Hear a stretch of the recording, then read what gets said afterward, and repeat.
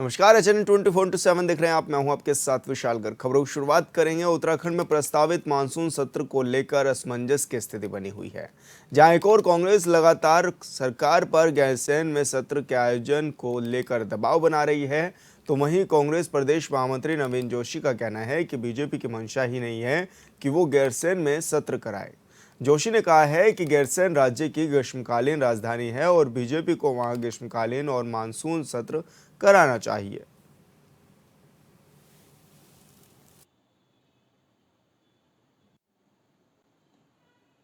देखिए, भारतीय जनता पार्टी की मंशा गैरसैंण को डेवलप करने की या गैरसैंण को सत्र चलाने की नहीं है। पहले भी शीतकालीन सत्र के दौरान इनके विधायकों ने लिख के दिया कि भाई सत्र देहरादून के अंदर होना चाहिए। इनकी ऐसी मंशा ही नहीं है कि वहां पे सत्र चलाया जाए। अगर वहां सत्र चलाएंगे तो मंत्री भी बैठेंगे वहां पे, विधायक भी बैठेंगे, वहां डेवलपमेंट होगा। लेकिन विकास से इनका कोई सरोकार नहीं है। अगर इनकी मंशा साफ होती तो वो अपना शीतकालीन सत्र और ग्रीष्मकालीन जो सत्र वहां पे इन्होंने आयोजित करने की बात की थी, वो सत्र वहां पे आयोजित होना चाहिए था। सिर्फ बयानबाजी।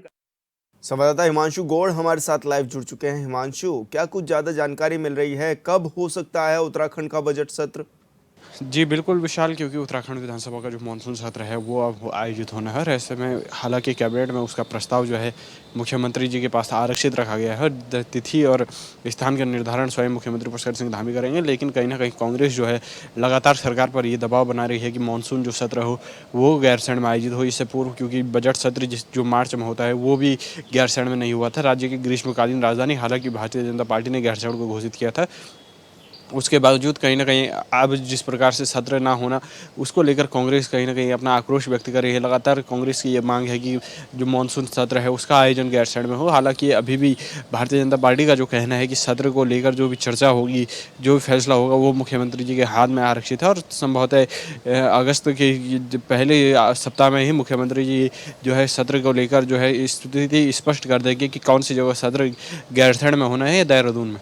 हिमांशु, क्योंकि लगातार गैरसैंण की अनदेखी का आरोप भी कांग्रेस जो पार्टी है वो लगातार सवाल बना रही है, और वो साफ तौर पर कह रहे हैं कि जब यहाँ पर ग्रीष्मकालीन सत्र चलना था उसको भी देहरादून में करा दिया, और अब जब मानसून सत्र होना है उस पर भी अभी असमंजस की स्थिति है। अभी भी कई बार ये कहा जा रहा है कि गैरसैंण में ये सत्र होना चाहिए, तो अभी किस तरह की कयासबाजी लगाई जा रही है, क्या हो सकता है? जी, बिल्कुल विशाल, हालाँकि विधानसभा अध्यक्ष जो रितु खंडूड़ी है, उनका ये कहना है कि उत्तराखंड में चाहे गैरसैंण में सत्र हो या देहरादून में सत्र हो, विधानसभा सचिवालय जो है वो हमेशा तत्पर है तैयारियों को लेकर। चाहे सत्र की तैयारियाँ हों, चाहे गैरसैंण में तैयारी करनी हो, चाहे देहरादून में तैयारी करनी हो, दोनों के लिए ही जो है विधानसभा सचिवालय हमेशा तैयार है कहीं न कहीं। लेकिन अभी तक जिस प्रकार से असमंजस की स्थिति सत्र को लेकर बनी हुई है, क्योंकि तैयारियाँ होनी है, अगर बाई चांस गैरसैंण में सत्र होता है तो वहाँ पर जो है सुरक्षा व्यवस्था है, इसी के साथ ही पेयजल आपूर्ति हो, विद्युत आपूर्ति हो, तमाम ऐसी व्यवस्थाएं जो है गैरसैंण में करानी हो, क्योंकि लंबे समय से जो है विधानसभा का जो कार्यालय है वो गैरसैंण में बंद पड़ा हुआ है। और कहीं ना कहीं देहरादून में भी जो वर्तमान विधानसभा है वहाँ पर जो है लगातार कंस्ट्रक्शन का जो है काम लगा हुआ है। ऐसे में कहीं ना कहीं मुख्यमंत्री जी जिस प्रकार से डिले कर रहे हैं, इसको लेकर कांग्रेस में आक्रोश व्यक्त कर रही है। कांग्रेस लगातार इस बात को कह रहे हैं कि मुख्यमंत्री जी पहले तो स्पष्ट करें कि सत्र कहाँ होना है, और स्पष्ट के बावजूद मुख्यमंत्री जी को ये फैसला लेना चाहिए कि गैरसैंण में ही जो है मानसून सत्र का आयोजन कराई जाए। इस बार मुद्दे क्या कुछ हावी रहने वाले हैं मानसून सत्र के दौरान? क्योंकि जिस तरह से कांग्रेस तो लगातार अब एक्टिव भी होती हुई नजर आ रही है और लगातार मुद्दे भी उठाने का काम कर रही है, तो लेकिन इस बार जो सत्र होगा, सत्र में किस तरह के मुद्दे इस बार पहुंचाएगी कांग्रेस पार्टी? जी, बिल्कुल विशाल, क्योंकि इस बार सदन की मैं बात करूँ तो अभी तक 400 से अधिक जो है प्रश्न अभी तक विधायकों ने सदन के पटल पर रखे हैं, और 400 से अधिक प्रश्न जिस प्रकार से सदन के पटल में रखे हैं, और इसके बाद स्पष्ट होता है कि चाहे आपदा प्रबंधन हो, सड़क हो, पेयजल हो, विद्युत आपूर्ति हो, स्वास्थ्य व्यवस्थाएं हो, पहाड़ों में जो है सुरक्षा व्यवस्था हो, किस प्रकार से चार धाम यात्रा का संचालन हो, ये तमाम ऐसे जो स्थानीय मुद्दे हैं, चाहे भर्ती घोटाला हो, पेपर लीक मामला हो, तमाम ऐसे मुद्दे हैं जिनको लेकर विपक्ष लगातार सरकार का घेराव करने की तैयारी कर रहा है। अब देखने वाली बात होगी कि सदन के पटल में विपक्ष जो है इन मुद्दों को किस प्रकार से रखता है और किस प्रकार से सरकार का जो है घेराव करता है। बिल्कुल हिमांशु, बहुत बहुत शुक्रिया आपका तमाम जानकारी साझा करने के लिए।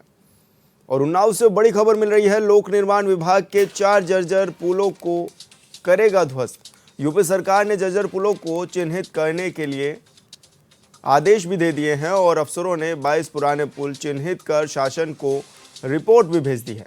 पीडब्ल्यूडी जर्जर हो चुके 4 छोटे पुलों को करेगी ध्वस्त। पीडब्ल्यूडी जर्जर पुलों का ध्वस्तीकरण कराकर नए पुल बनाएगी। साथ ही उन्नाव लोक निर्माण विभाग प्रांतीय खंड इस पूरे मामले में कार्रवाई भी करेगा।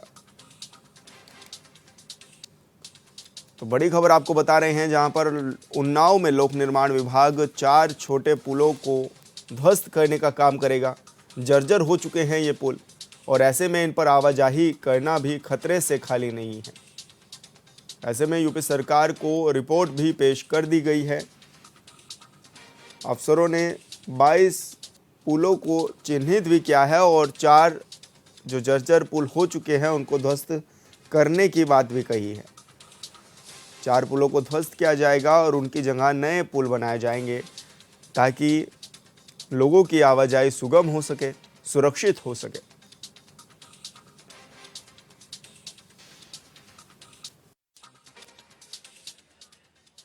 तो हमारे प्रांतीय खंड के अंतर्गत 4 सेतु हैं जो क्षतिग्रस्त अवस्था में हैं, जिसके लिए हम लोग आगरण बना रहे हैं अग्रिम कार्रवाई के लिए। जो 4 सेतु हमारे यहाँ हैं उसमें पहला एक सेतु है मंगतखेड़ा काथा सौरा मऊ के किलोमीटर 13 में, ये 15 मीटर स्पैन का है। दूसरा हिलौली भवानीगंज पिपरी जोराबगंज से दुर्जनखेड़ा संपर्क मार्ग के किलोमीटर 1 पे, ये भी 15 मीटर स्पैन का है। तीसरा हमारा पूर्वा बीघापुर मार्ग पे किलोमीटर 6 पे, ये 6 मीटर स्पैन की आरसीसी पुलिया है। तीसरा हमारा बरबटपुर राजे संपर्क मार्ग है जो शारदा नहर पे पुल बना है सिंचाई विभाग का, ये 18 मीटर स्पैन का ब्रिक आर्च कलवर्ट है। इसमें कुछ हमारी ब्रिक आर्च डैमेज हो गई है, इस पर भी हमने बाहरी वाहनों का प्रवेश रोक दिया है।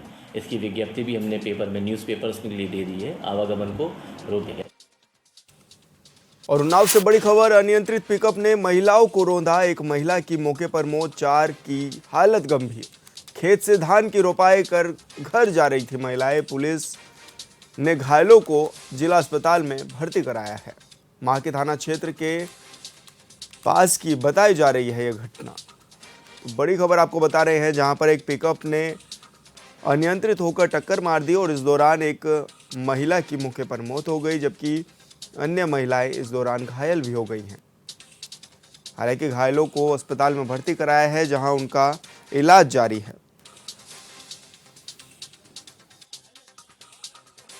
मैं कहीं नहीं जा रही थी, मैं अपने दुआरे बैठी थी, हमारे सामने दुआरे के हुआ है इसलिए। किसने टक्कर मारी है?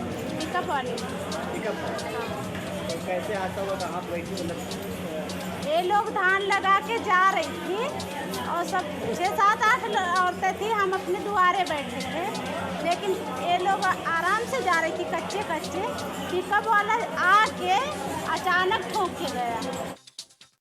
गाजीपुर से है, जहां हाईकोर्ट के फैसले के बाद सांसद अफजाल अंसारी ने बयान दिया है। एमपी एमएलए कोर्ट से मिली सजा रद्द होने के बाद अफजाल ने कहा है कि हमें इस फैसले का इंतजार था। अफजाल अंसारी ने कहा कि निचली अदालत का फैसला टिकने लायक था ही नहीं। हाईकोर्ट ने निचली अदालत के फैसले की समीक्षा की और जब कानून की तराजू पर तोला गया तो ये फैसला आया कि अब अफजाल ने कहा है कि सुप्रीम कोर्ट ने पहले ही मेरी सजा के आदेश को निलंबित करने के योग्य पाया था। वहीं जनता का आभार जताते हुए अफजाल अंसारी ने कहा है कि जनता ने विपरीत परिस्थितियों में मेरा और मेरे परिवार का साथ दिया है।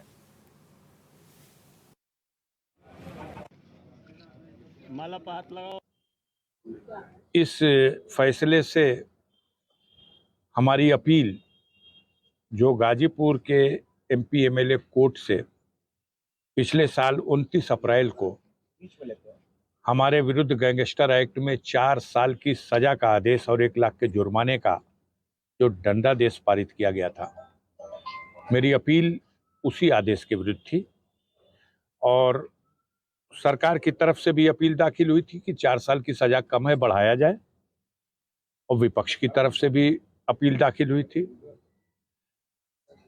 तीनों अपीलों को एक साथ सुनवाई की गई और आज माननीय उच्च न्यायालय ने अपना निर्णय मुरादाबाद के चर्चित पुष्पेंद्र हत्याकांड में कोर्ट ने सजा सुनाई है, जिसमें हत्याकांड में शामिल 9 हत्या आरोपियों को दोषी करार देते हुए आजीवन कारावास और 2-2 लाख रुपए का जुर्माना भी लगाया गया है।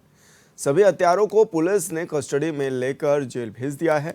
दरअसल बीते 9 साल पहले 21 सितंबर 2015 को सिविल लाइन थाना इलाके के हाईवे फुआरा चौक के पास बाइक सवार 3 बदमाशों ने पुष्पेंद्र को ताबड़तोड़ गोलियां मारकर मौत के घाट उतार दिया था।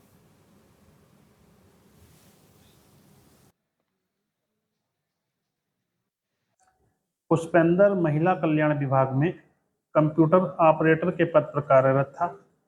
वहां पर चुन्नीलाल मुकुटलाल बाबू थे। कुछ गलत काम करते थे जिनकी जानकारी पुष्पेंद्र को थी। वह वहां से नौकरी छोड़कर आ गया। तब किसी महिपाल नाम के व्यक्ति ने जन सूचना के तहत सूचनाएं मांगी, जिसका शक चुन्नीलाल मुकुटलाल पुष्पेंद्र पर करते थे और अपने अन्य साथियों के साथ मिलकर षड्यंत्र रचकर 3 लाख की सुपारी देकर दिनांक 21/9/2015 को दिन 12 बजे फुब्बारा चौक पर उसकी हत्या करा दी, जिसमें आज माननीय न्यायालय द्वारा अपना निर्णय दिया गया और सभी 9 मुलजिमान को हत्या के केस में दोषी। और बड़ी खबर का रुख करेंगे। आज आपको बता दें कि योगी कैबिनेट की अहम बैठक होने जा रही है आज, और मुख्यमंत्री योगी की अध्यक्षता में कैबिनेट की बैठक होगी, जिसमें कई अहम प्रस्तावों पर मोहर लग सकती है।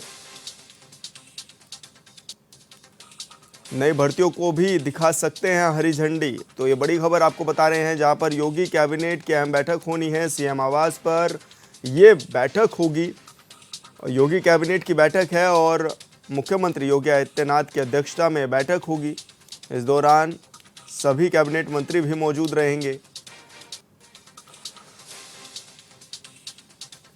और संवाददाता राशिद आरिफ हमारे साथ जुड़ चुके हैं फोन लाइन पर। राशिद, क्या कुछ ज़्यादा जानकारी मिल रही है? कौन कौन से अहम प्रस्ताव आज की कैबिनेट में शामिल हो सकते हैं? नहीं, देखिए विशाल, आपको बता दूं कि आज जो है विधानसभा सत्र में अनुपूरक बजट जो है वो रखा जाएगा। तो उसी से पहले जो है योगी सरकार की कैबिनेट बैठक जो है आज मुख्यमंत्री आवास पे हो रही है।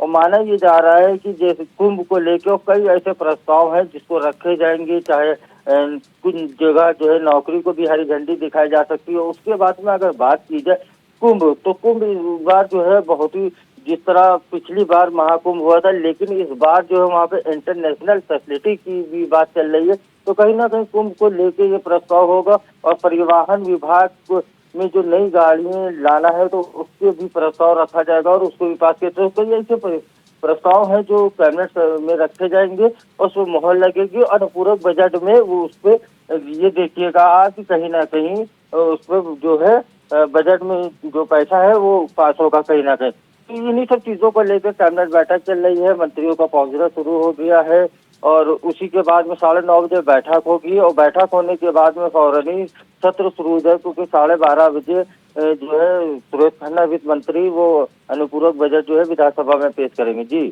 भर्तियों को लेकर के भी क्या कुछ चर्चाएं हैं? भर्तियां, नई भर्तियां हो सकती हैं? नहीं, देखिए विशाल, आपको बता दें नई भर्ती का अभी क्लियर नहीं है, लेकिन ये माना जा रहा था कि जिस तरह से स्वास्थ्य विभाग में जो चर्चा ज्यादा चल रही थी कि स्वास्थ्य विभाग हो या और भी अन्य विभाग हो, उनमें कहीं ना कहीं नौकरी जो है, देखिए सरकार का सबसे अहम ये मामला है कि वो आत्मनिर्भर की बात करती है। तो कहीं ना कहीं जो उत्तर प्रदेश में अलग अलग जिलों में मेले लगाए जा रहे हैं या छोटे छोटे फेस्टिवल किए जा रहे हैं, एक डिस्ट्रिक्ट एक प्रोडक्ट, इसको तहत लेके रोजगार देने का काम लगातार योगी सरकार में चल रहा है। अब देखने वाली बात ये होगी कि लगातार विपक्ष के हंगामे के बाद में कि सरकार किस तरह से नौकरी किस सेक्टर में निकालती, ये देखना बहुत अहम होगा। जी विशाल। राशिद, आपने बजट की भी बात की है, क्या पता चल पा रहा है कितना बजट हो सकता है आज पेश? नहीं, देखिए विशाल, आपको बता दूं कि ये जानकारी नहीं मिल पा रही कि बजट कितना पेश होगा, लेकिन हाँ सबसे ज्यादा अगर बजट जो पास होगा वो कुंभ के लिए होगा। दूसरी चीज, परिवहन विभाग में जो बसें हैं, बसों को लेके भी और उत्तर प्रदेश की सड़कों को लेके कई ऐसी चीजें हैं जिनको लेके बजट जो है अच्छा पेश होगा। क्योंकि योगी सरकार, देखिए आपको बता दें कि कई योजनाएं ऐसी चल रही हैं जिसमें तेजी से गति लाना। और दूसरी चीज, सबसे बड़ी बात मैं भूल गया था कि उत्तर प्रदेश की जो 75 जिलों में पुल के जो पुराने पुल है उनको तोड़ के नए बनाए जाएंगे। ये जो पुल क्षतिग्रस्त हैं उनको जो है मरम्मत कराई जाएगी, तो उस पे भी हो सकता है कि अभी कैबिनेट में उसका भी प्रस्ताव आ जाए, कहीं ना वो भी पास हो जाए, तो कहीं ना कहीं अनुपूरक बजट में ये भी देखने को मिलेगा कि उसको लेके भी सरकार जो है बजट पेश कर सकती है। जी विशाल। बिल्कुल आशीष, बहुत बहुत शुक्रिया आपका तमाम जानकारी साझा करने के लिए। कन्नौज के मकरंद नगर स्थित एक इत्र कारखाने में चोरी करने वालों को पुलिस ने दबोच लिया है। सीसीटीवी वीडियो के जरिए पुलिस ने चोरों की शिनाख्त की है और मुखबिर की सूचना पर एफएफडीसी के सामने जंगल से चोरों को गिरफ्तार कर लिया गया है। बता दें कि 48 घंटे के अंदर ही पुलिस ने इस चोरी की घटना को अंजाम देने वालों को गिरफ्तार कर लिया है।